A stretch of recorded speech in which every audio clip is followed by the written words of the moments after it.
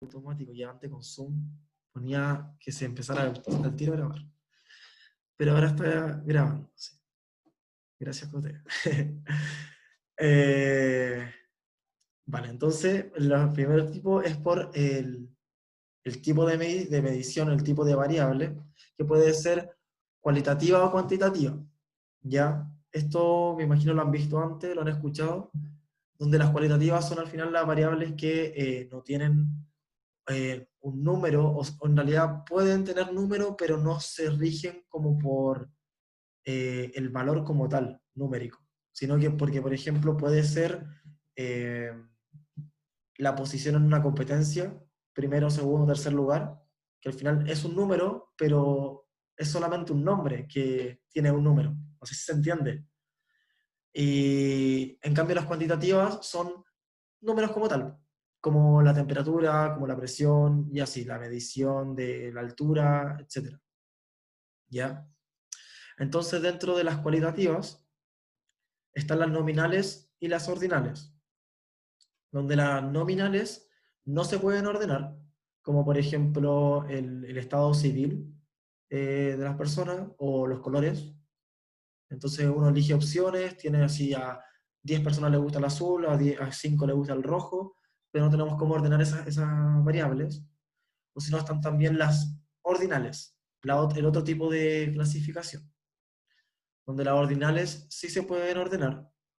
Eh, que ahí, por ejemplo, puede ser, como yo les decía, eh, el lugar en la competencia, primer, segundo, tercer lugar, o puede ser también como lo hacemos en la encuesta docente, como muy de acuerdo, sin opinión, o sea, como intermedio, no me acuerdo cómo era, y así, en desacuerdo.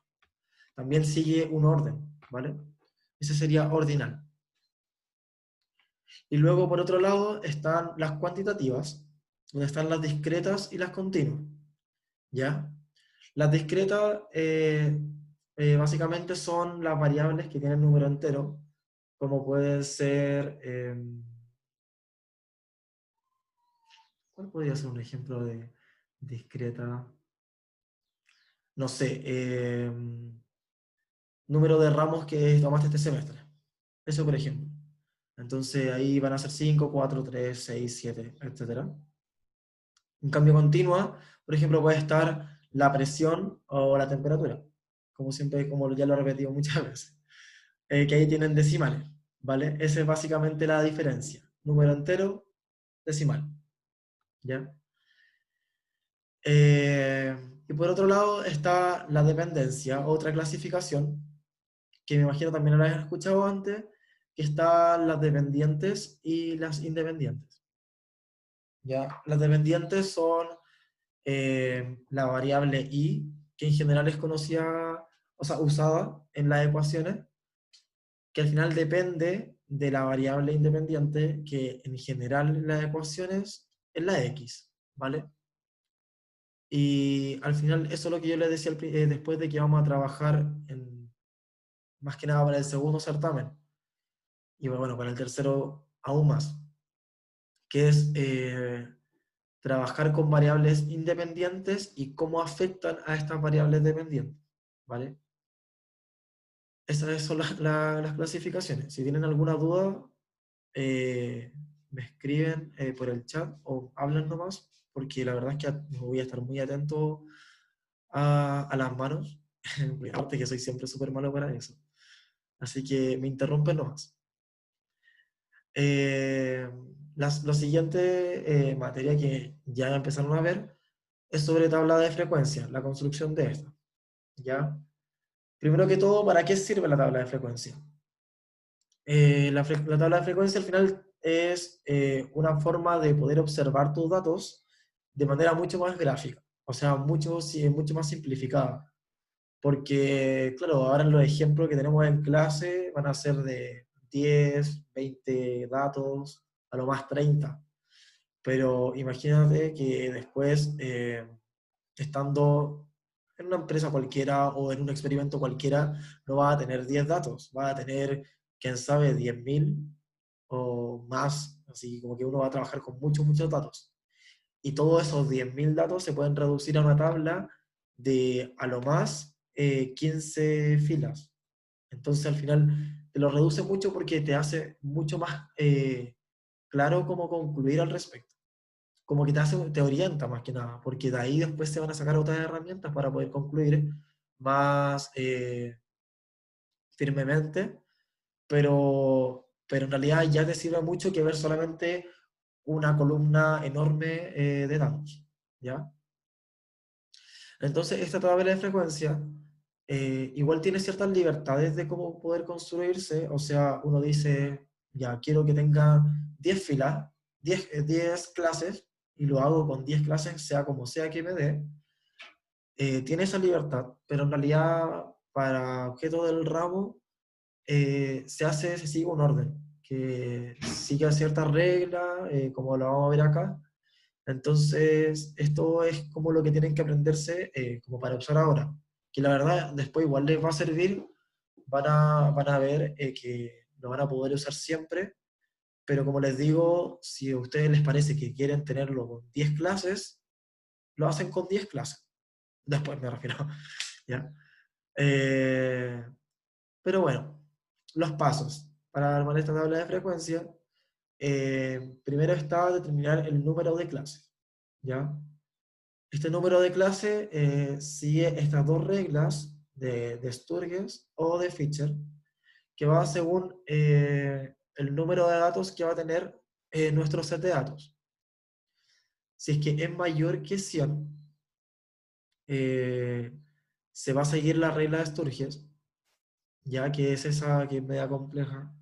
Y luego Fischer, porque va a tener para menos de 100 datos, que esta en realidad es la que siempre se va a usar para los certámenes o para los controles que van a tener. La verdad no estoy muy claro con eso.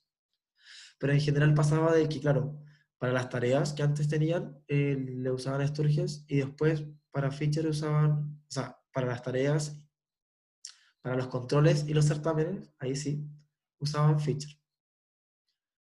Eh, y claro, ¿por qué pasa esta diferencia?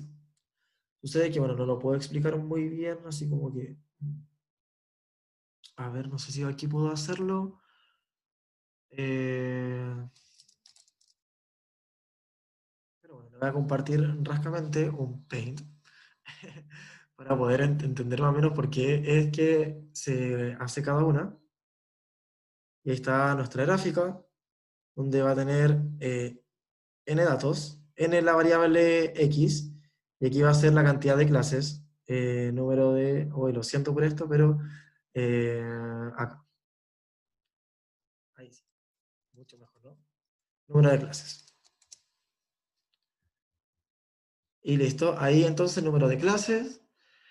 Y sucede que Sturges va a tener, perdón, Fischer primero, que es la que se usa para menor cantidad de datos, tiene una cosa que es así, como que va cambiando al principio, va aumentando rápidamente, o sea, perdón, va acelerando como debiese ser, pero después como que sigue acelerando mucho y aumenta y aumenta y aumenta. O sea, cuando ya tenemos 10.000 datos, nos va a dar demasiadas clases, nos va a dar 100 clases.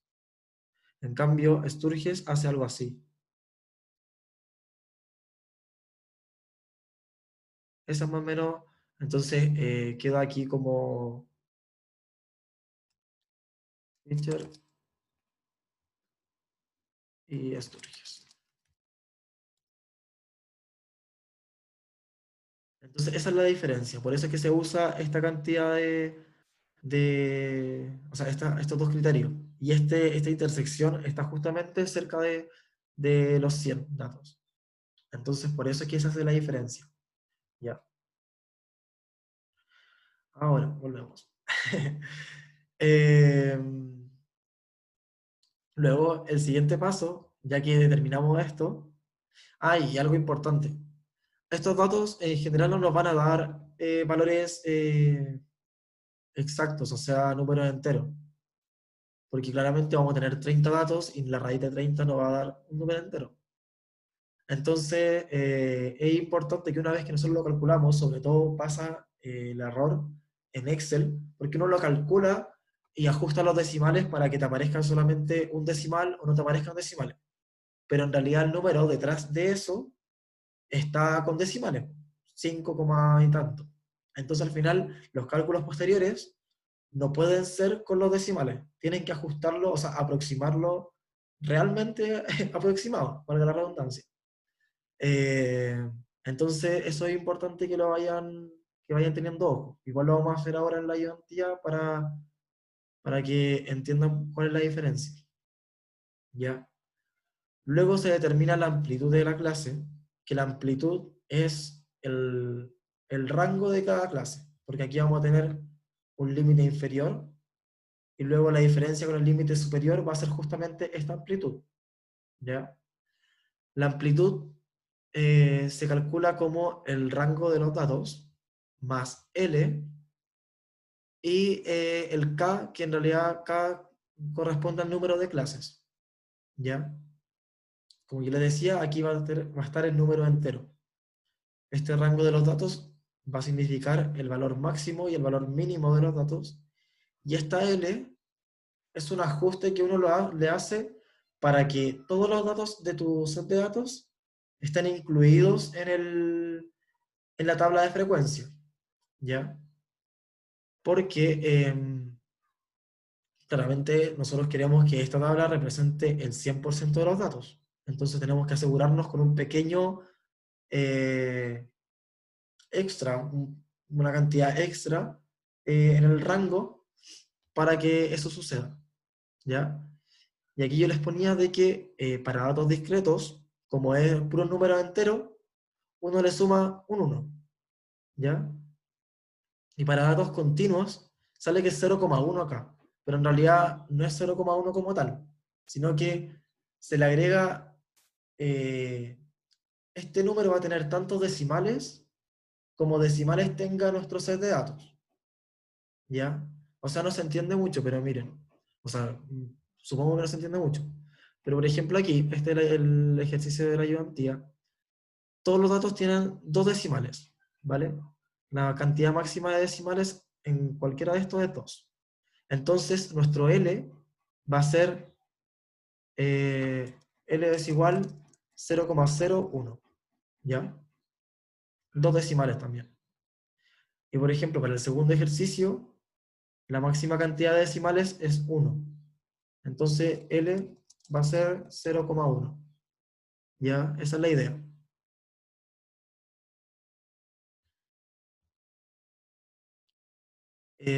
Y luego de que se calcule la amplitud y el K, vamos a tener este rango total, que va a corresponder a la amplitud por el número de clases. ¿Ya? Entonces lo que tenemos que verificar es que este rango total va a ser mayor que el rango de los datos, el real, por decirlo así. Porque eso es claramente tiene que ser así porque nosotros agregamos justo esta L. Entonces tiene que ser mayor que, que el rango de los datos, ¿ya? Eso es un poco obvio, pero bueno, sé que se les pasa. Ahí, aquí van a observar directamente si es que hay algún error. Luego de que ya tenemos todos esos datos, podemos crear la tabla de frecuencia. Vamos a tener el número de clase, el límite inferior y límite superior. Recuerden que el límite inferior, este número que va a estar acá, va a estar incluido en esta clase. ¿Ya? Si aquí tenemos un 1, entonces el 1 se incluye en la primera clase. Pero acá, en cambio, el límite superior no. El límite superior no está incluido en esta, en la clase donde tiene el límite superior, sino que está en la siguiente, en el límite inferior. Porque va a aparecer exactamente el mismo número en estos dos cuadros. ¿Ya? Entonces eso es importante. Aquí se incluye el número, en esta parte no se incluye. Luego está la marca de clase, que aquí abajo, como aparece, es el promedio entre los límites de la clase. Y luego está las frecuencias, ¿ya? La frecuencia absoluta, absoluta acumulada, relativa y relativa acumulada. ¿Ya? La frecuencia absoluta al final te mide la cantidad de veces que se repite, o sea, que un dato se encuentra en esta clase, solamente en suma como unidad, ¿ya? Entonces al final vamos a tener, aquí van a haber 3 números de esta clase, 4, 5 y así. Y la suma de toda esta columna, tiene que dar la cantidad total de datos de nuestro set, ¿vale? Y luego la frecuencia absoluta acumulada va a ir sumando por cada clase. Entonces si aquí es 2, aquí también es 2, luego si aquí es 3, aquí se suma 2 del anterior más los 3 y da 5 y así. Entonces si vamos sumando y sumando, nos va a dar que al final este valor va a ser n, que va a ser el número total de datos. Entonces tenemos que ver que coincidan estos dos valores de acá, ¿ya? Luego, con la relativa, lo único que hacemos es dividir lo que está en la frecuencia absoluta por la cantidad total de datos, ¿ya? Y nos va a dar en porcentaje, en realidad nos va a dar en decimales, pero uno lo puede poner como decimales o como porcentaje, da igual. Y la idea es la misma, con la relativa acumulada, ¿ya? Y por último está el histograma, que es la forma ya totalmente representativa, gráfica, del histograma, la tabla de frecuencia, donde se grafican dos cosas. Primero está, bueno, el histograma como tal corresponde a las barras, al gráfico de barras, donde se grafica cada clase. Aquí hay 1, 2, 3, 4, 5, hay 10 clases. Y luego está el ojiva, que el ojiva corresponde a esta gráfica de acá, donde se grafican la frecuencia relativa acumulada. En esta parte va el NI, y en esta parte va el FI, ¿vale? FI, FI y NI. Esa es la diferencia, histograma y ojiva. Y luego esto en realidad son los indicadores de localización, que bueno, lo están introduciendo ustedes, pero en realidad no lo vamos a ver así. Yo creo que más en la ayudantía siguiente lo vamos a ver, y voy a ver si es que al final los paso así con la fórmula y todo, o si no los enseñamos como Excel, porque en realidad, dada la modalidad, estamos cambiando la forma de enseñar estas cosas. ¿Ya? Entonces hasta aquí vamos a ver en esta ayudantía. No sé si tienen alguna duda, me preguntan nomás. ¿Ya? Claudio, Dime. del gráfico de datos que estaba en la parte derecha, Gráfico de datos. ¿De cuál te refieres? no, el de recién, el, el que tenía las barritas y una línea. Eh, ¿Cuál es que tenía la barrita y una línea? El histograma. Ah, ya, ya, ya. Ya, este ya sí. En la derecha que tenía. Ah, ya. A la derecha esa es la frecuencia relativa acumulada, Ah, ya. el NI. Al final se ocupa esta línea, o sea, esta columna y esta columna de acá. Ah, ya. Gracias. FI. Vale. Entonces, con los ejercicios de la ayudantía vamos a tener dos ejercicios. La verdad es que es muy piola. La idea no quiero llenarlo de ejercicio y ni tenerlo toda la hora y media acá. Así que si podemos terminar antes, mejor. Y si tienen preguntas, las resolvemos entre medio o al final, como ustedes quieran. ¿Ya? Así que, bueno, le vamos a dar. Empezamos. El primero va a ser sobre tabla de frecuencia e indicadores de localización. Como una pincelada. Eh, Bueno, en realidad ahora que lo veo, en realidad no tiene nada de indicadores de localización. Así que solamente tabla de frecuencia. Dice, los valores de pH sanguíneo de 32 individuos se presentan en la tabla 1 a continuación. Ahí están los datos de pH, A partir de los datos entregados, responder las siguientes preguntas. ¿A qué tipo de variables corresponden las notas? Perdón, las notas no, los pHs. Ahí me fue. No sé si alguien se atreve a decir cuál es el tipo de variable que tienen estos datos. Cuantitativa. Cuantitativa, ¿y qué más?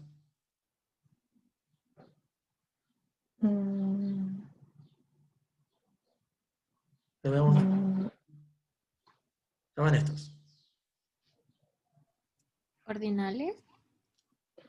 ¿Por qué serían ordinales? Porque el pH igual es como un rango y dependiendo del número puedes ver si es que es ácido o básico y si se podrían ordenar. Ya. Pero para ser ordinales tienen que ser cualitativas. Y aquí no hay como Ah, me equivoqué. ninguna cualidad. Cuantitativa y continua. Es cuantitativa continua, claro. Porque es un número que se usa como número, como tal, y es continua porque tiene decimales, ¿ya? Entonces aquí sería cuantitativa continua. Eh, no me acuerdo cómo se dice. Cuantitativa continua.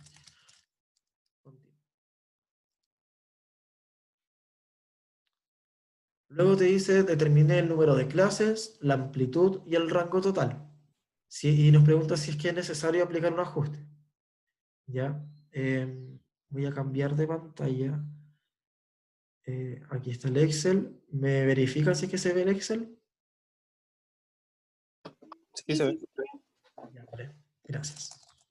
Entonces aquí tengo los datos, los mismos datos de pH, y aquí lo único que hice fue ni siquiera ordenarlos. Los copié así, columna por columna, los fui bajando para tener un orden y poder contarlos, ¿vale? Entonces, lo primero que debiésemos hacer es ordenarlos, tener los datos acá al lado de mayor a menor. Le pongo AZ, porque es una nomenclatura para poner ordenado. Entonces seleccionamos todos los datos. Y ahora con estos mismos de acá, lo ordenamos de menor a mayor.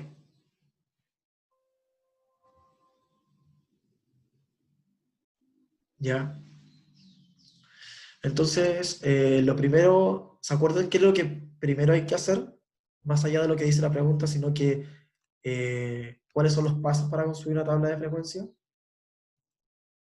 ¿Qué debiésemos hacer primero? Ver el número de clases. Ya, súper. ¿Y el número de clases? ¿Bajo cuál método debiese ser?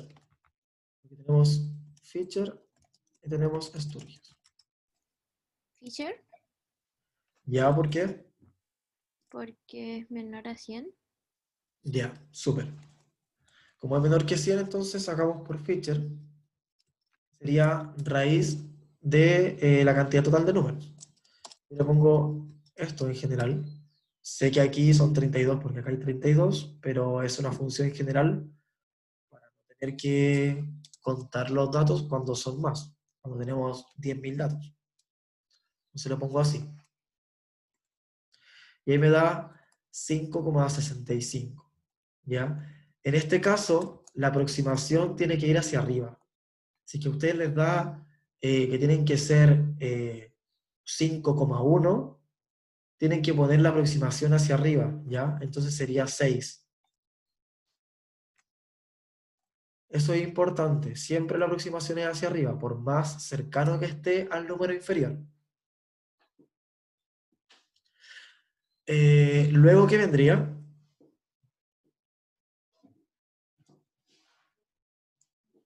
Luego del número de clases.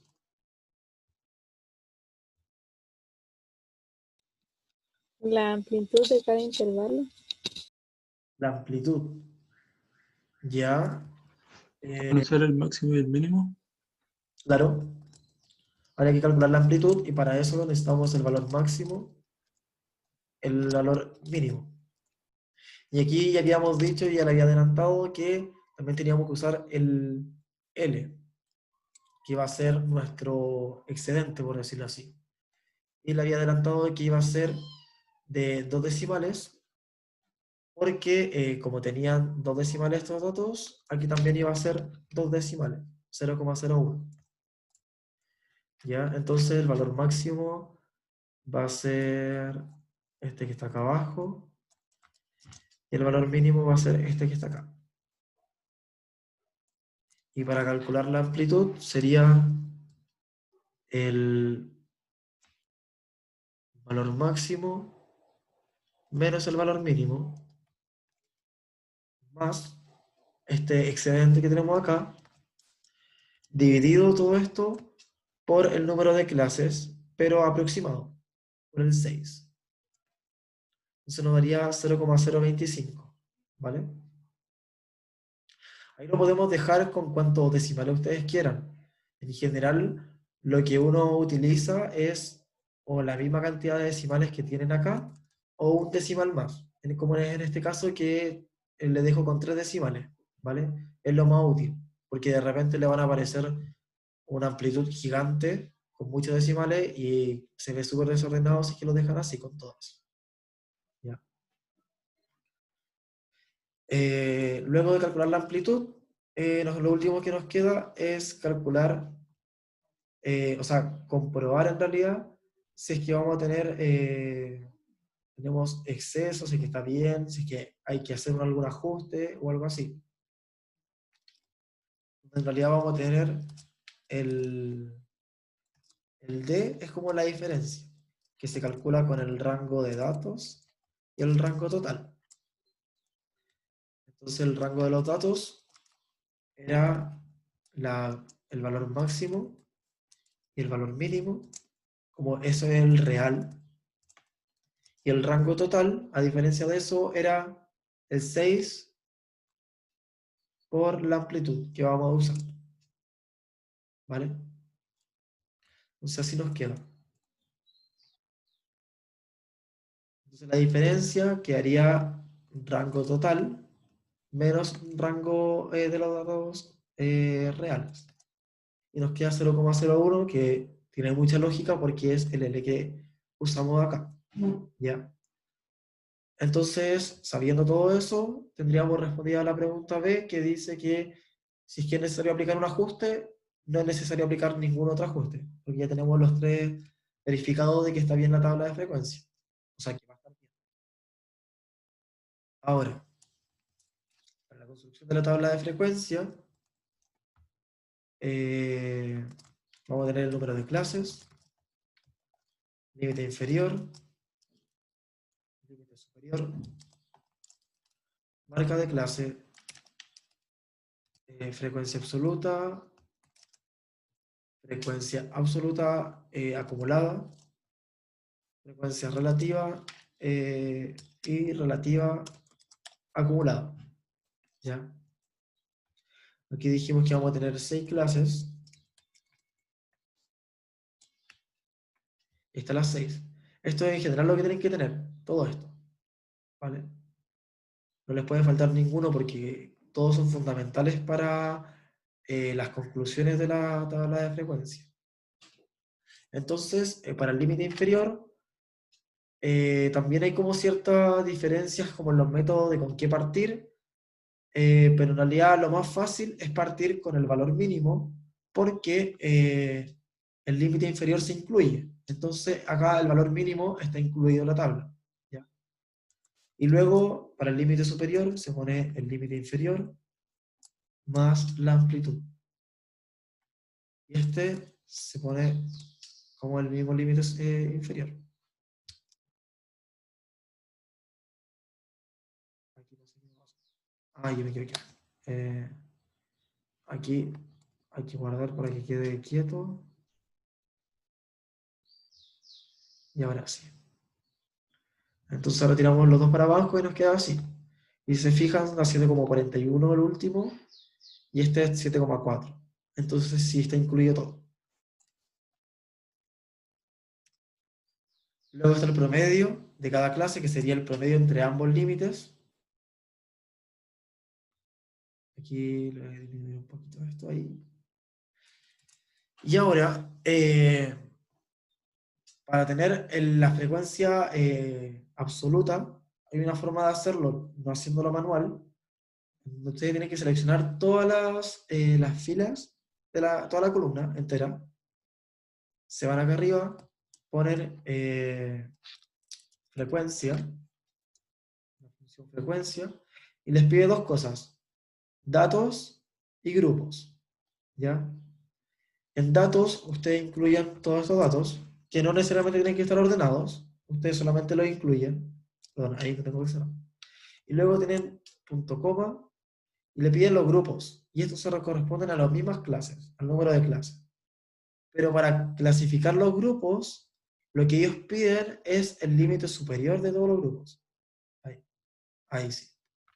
Todos los límites superiores. Entonces lo que ustedes cierran y tienen que apretar Control, Shift, Enter. ¿Vale?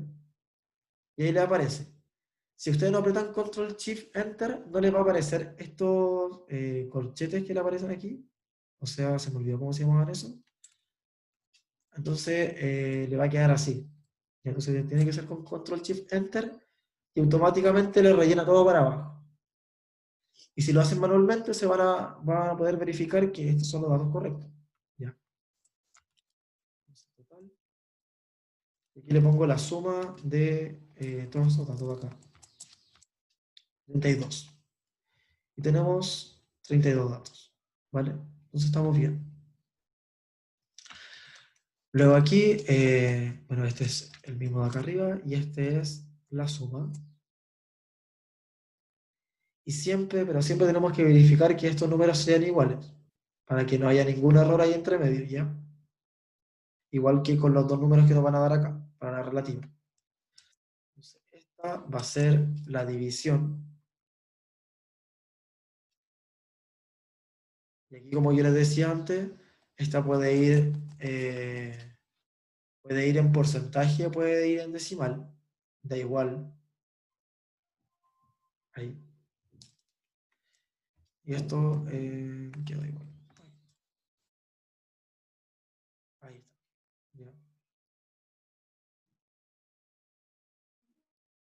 Ahí les quedó. Entonces, esa sería la tabla de frecuencia. No sé si tienen alguna duda ahí, me preguntan al tiro. Y luego, entonces con eso tendríamos construido la tabla de frecuencia y nos preguntan sobre dibujar un histograma y una ojiva con los datos entregados. Y se puede considerar que los datos tienen un comportamiento normal. Y nos piden justificar, ¿ya? Entonces, ¿cómo lo hacemos? Primero, lo que hago es graficar esta parte de acá. Ahí lo seleccioné. Grafico esta parte de acá, con esta de acá, con una, y ahí me queda histograma y ojiva. Entonces ahí tengo para cada clase la frecuencia absoluta, y luego le pongo seleccionar datos, agrego datos, aquí le pongo NI, y selecciono todo esto de acá.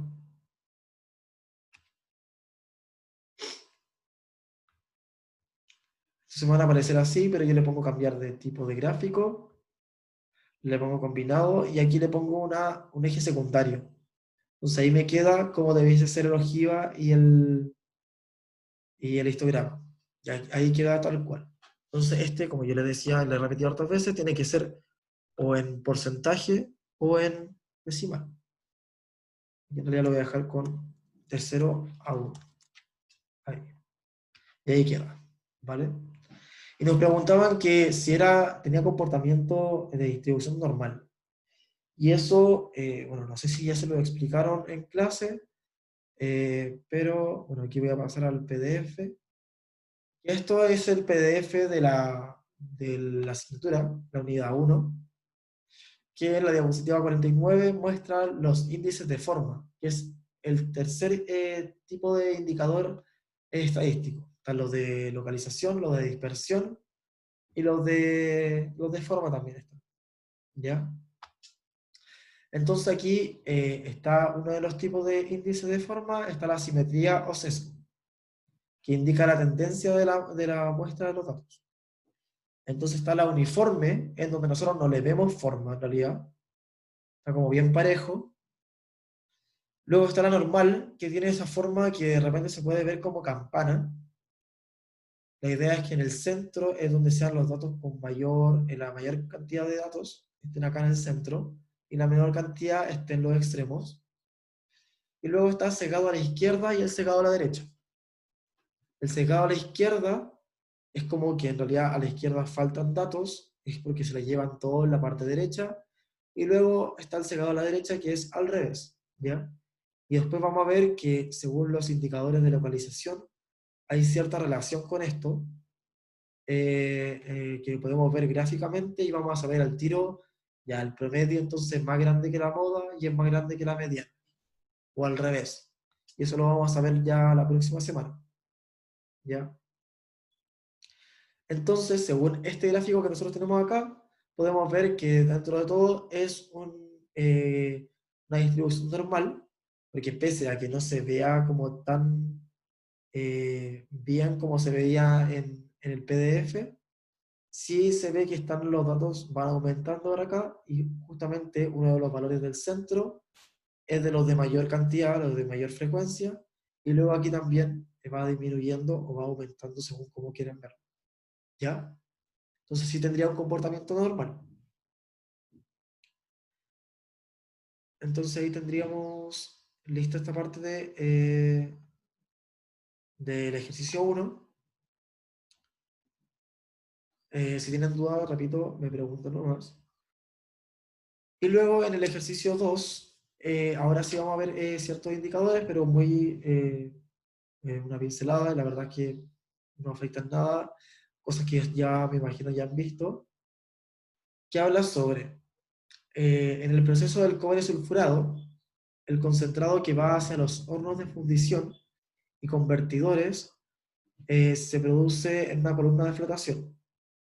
En este sistema se espera el cobre de la escoria, se separa, perdón, el cobre de la escoria, arrastrándolo mediante burbujas de aire hacia el tope de la columna, obteniendo un concentrado con mayor ley.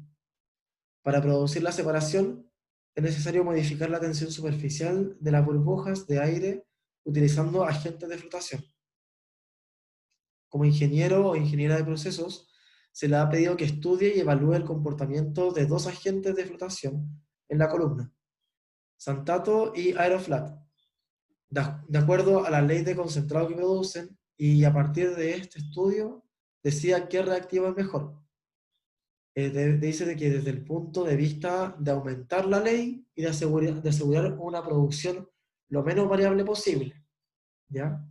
O sea, nos dicen de que lo ideal sería que tuviera un alto valor de porcentaje de ley y tuviera un menos variable, o sea, que no fuera tan variable, que los datos se concentraran en un valor en particular, o sea, cerca del promedio. Dice, para lo anterior se ha diseñado un experimento aleatorio cuyos resultados se presentan en la tabla 2. Ahí está la tabla 2. Lo que había puesto aquí era que la L iba a ser 0,1. Y dice, calcula el promedio y la mediana de la ley de concentrado de cobre para cada agente de flotación estudiado. De acuerdo a los resultados, ¿qué agente recomienda? ¿Ya?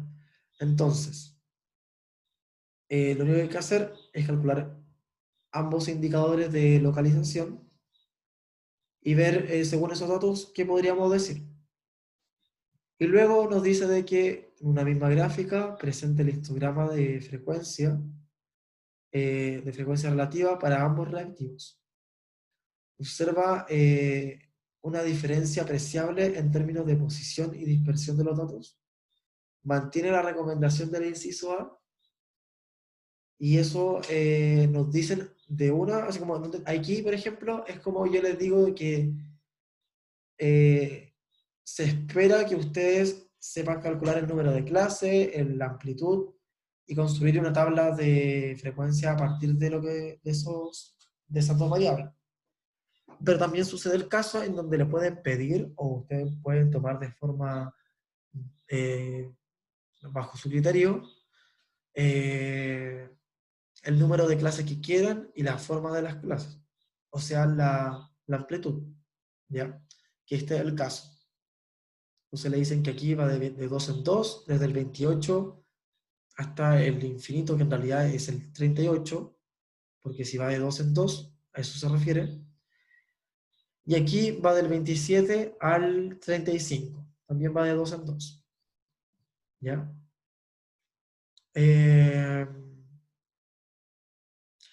Entonces vamos a pasar al Excel, al ejercicio 2, y aquí tenemos los datos. Le puse solamente el número de datos acá al lado. Lo primero que nos pedían era el promedio y la mediana.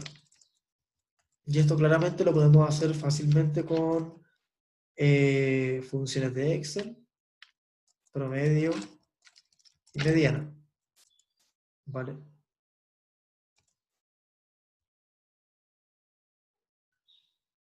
Y ahí tenemos. Entonces, como podemos ver, existe diferencia entre los dos agentes de flotación. Si bien es mínima, porque bueno, siendo que va un porcentaje, podría ir desde 0 a 100% y tiene una diferencia de menos de 2%. Entonces, sí, la diferencia es mínima, pero igual el Santato tiene una diferencia, o sea, un porcentaje de ley mayor, ¿vale? Por lo que se podría recomendar bajo este criterio el Santato, ¿ya? Pero luego nos preguntan sobre, o sea, nos dicen que hagamos una tabla de frecuencia y un histograma para ambos agentes. Entonces aquí lo vamos a hacer, primero para el Santato. Aquí vamos a tener el número de clase. Límite inferior, lo mismo que antes. Bueno, voy a copiarlo de acá.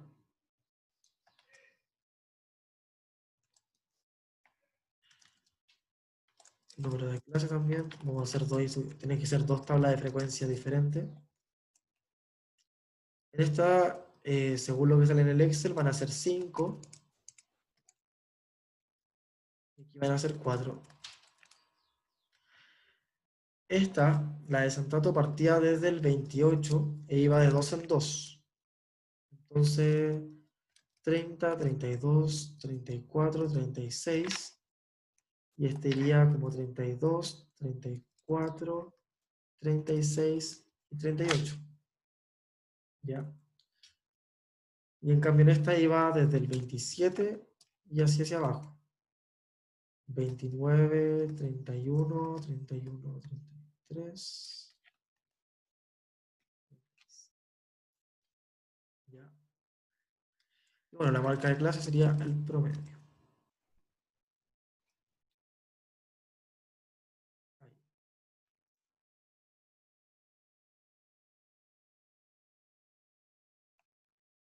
Y ahí estaría.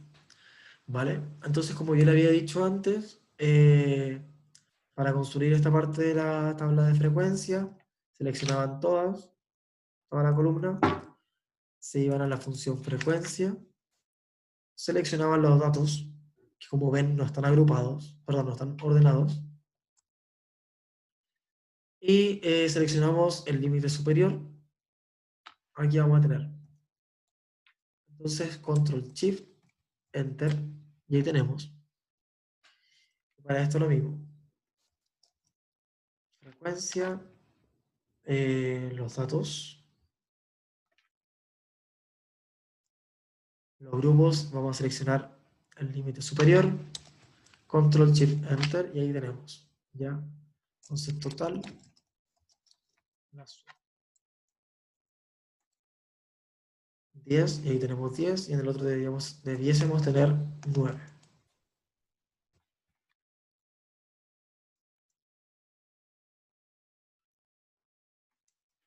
Ya, 9. Luego para este resto tenemos aquí 2, Y aquí tenemos esto más esto. Ahí. Esta parte vamos a tener, igual que antes, división de la frecuencia absoluta por la cantidad de datos totales. Aquí F4. Tiramos para acá. Y esto lo copiamos aquí. Ya. Primero aquí, esto acá. Creo que esto va a funcionar así. Sí. Entonces, ahí.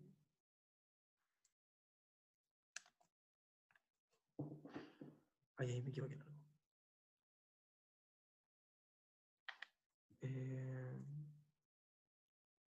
Sí, aquí me equivoqué en algo.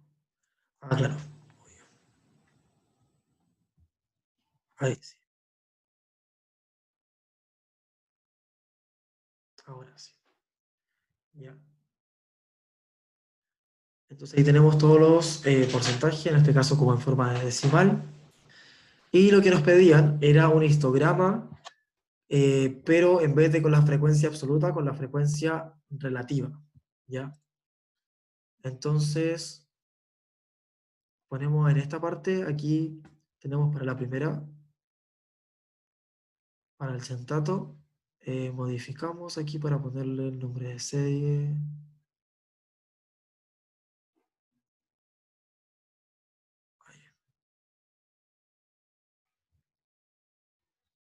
Ahí sí. Aquí le ponemos Aeroflat. Y aquí los porcentajes.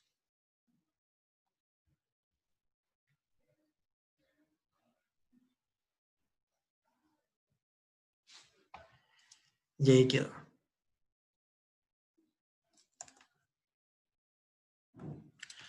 Entonces, tal vez no se pueda ver de forma evidente cuál va a ser la conclusión con respecto a esto, porque nos preguntan sobre si es que mantenemos la misma conclusión, si es que hay diferencias apreciables en términos de posición y dispersión de los datos, y si se mantiene la recomendación del inciso A. ¿Ya? Entonces, por ejemplo, para el Santato, a ver, voy a mostrar aquí, cambiar diseño, ahí. Entonces, el azul es el Santato y el naranjo Aeroflat. Para el Santato igual tenemos menor dispersión, o sea, igual hay un alto porcentaje para la clase 1 y 3, pero hay al menos la clase 2 tiene un alto porcentaje, pero tampoco es tan concluyente, como que a diferencia de lo que fue el ejercicio anterior, a esto sí le podríamos decir que hay menor dispersión, ¿ya? Y con el Aeroflat pasa exactamente lo mismo. Si tenemos aquí dos con con el mayor porcentaje, entonces igual hay harta dispersión de datos, ¿ya? Y por lo mismo, es que al final no podríamos concluir, o sea, como que por esta baja, o sea, por esta dispersión, y porque al final están inmersos dentro de los mismos rangos de datos, o sea, de los mismos valores, toda esta dispersión, es que no se puede concluir mucho con datos experimentales cuál va a ser el mejor agente de flotación. Bajo estos datos no se puede concluir nada. Tiene que ser mucho más evidente la diferencia, como yo lo decía, como comparación al ejercicio 1. Entonces, la única forma de poder diferenciar cuál va a ser mejor que otro, en este caso sería verlo en términos económicos. Ver bien cuál te cuesta más, según el transporte y cosas así. U otro compuesto secundario que también haya que usar con el agente. Cosas así. Esos serían los únicos criterios que podrían diferenciar entre el uso de uno u otro. ¿Ya? Y entonces eso sería como la conclusión que podría tener este ejercicio. A ver,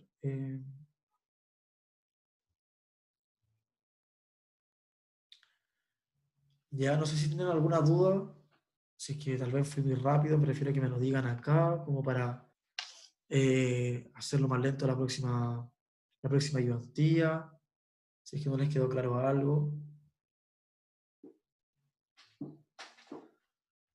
Porque eso sería la ayudantía de hoy. Igual no hay tanto contenido como para poder hacerle una ayudantía tan larga. Me imagino que con hartas clases tampoco quieren tener algo tan extenso. No, yo creo que estuvo bien la rapidez. Ya, vale. Entonces, eso. Esa sería la ayudantía. Nos vemos la próxima semana. La clase la voy a intentar subir lo antes posible. Y eso. Espero que le vaya bien en la semana. Claudio. Gracias. Muchas gracias. Cuido. Chao. Vale, gracias. Chao.